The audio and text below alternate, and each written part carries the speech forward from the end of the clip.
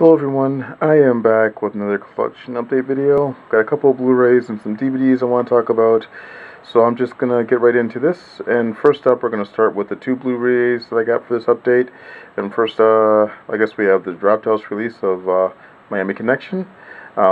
Really enjoyed this film. This is one of those so bad it's good kind of movies.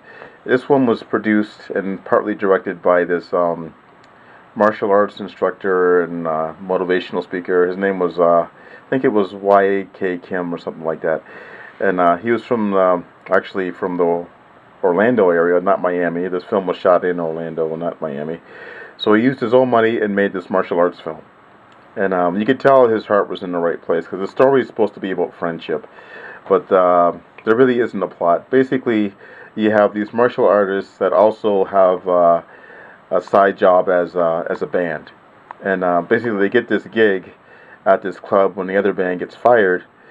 But there's also these biker ninjas, and the band that was used to be at this bar was friends with these biker ninjas. So that guy goes to the ninjas. He's like, the bikers, and he's like, "Hey, I want to get my job back." So they start attacking this band, and that's pretty much the plot. It's weird because I guess these biker ninjas are also drug dealers, and they are selling narcotics all through, which is supposed to be Miami. And it's a very odd film. There's also a subplot where one of the guys in the band is about to meet his estranged father, and that's like a big plot point. And then that was kind of funny. And then when the father, when they finally show him, he's actually just a guy they just put gray hair on because they couldn't find someone old for some reason, because they're basically the same age. So I thought that was kind of funny.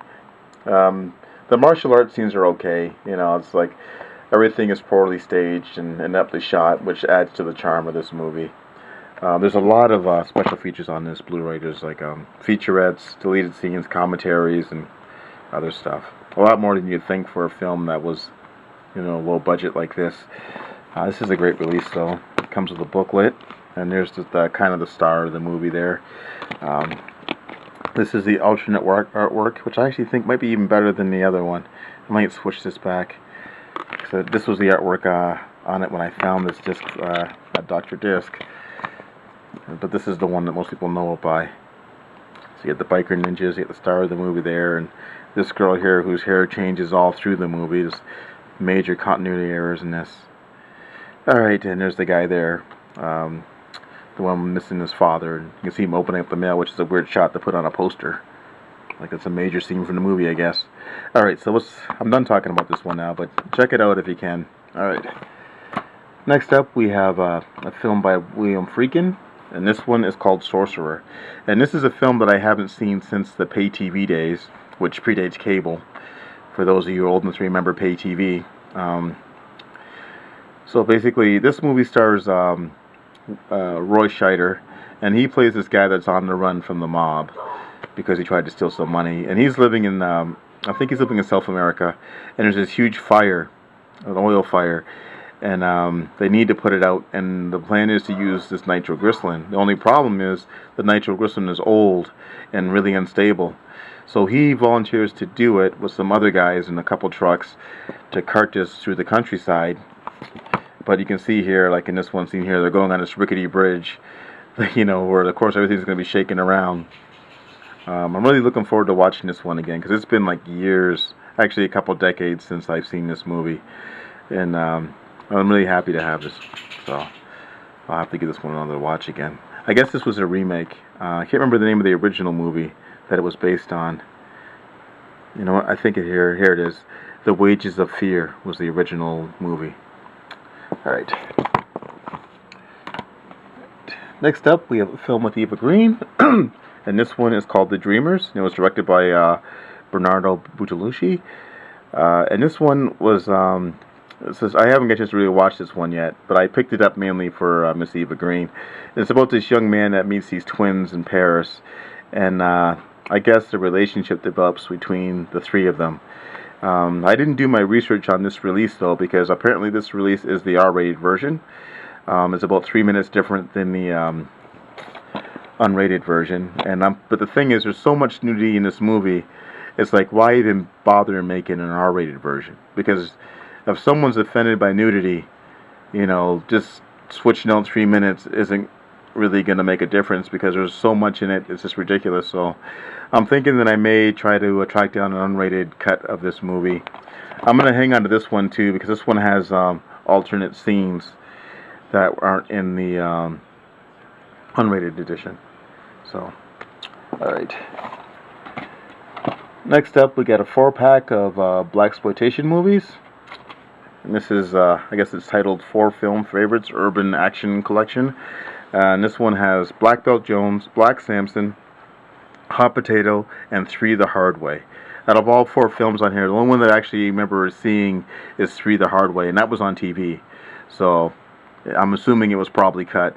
The one that I really picked this one up for is Black Belt Jones, because Jim Kelly was in it, and he's actually in 3 out of the 4 movies. Jim Kelly starred in Enter the Dragon with Bruce Lee.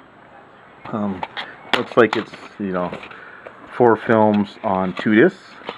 From what I read, Hot Potato isn't supposed to be all that good. It almost looks like an Indiana Jones type movie on there, even though this came out in the 70s.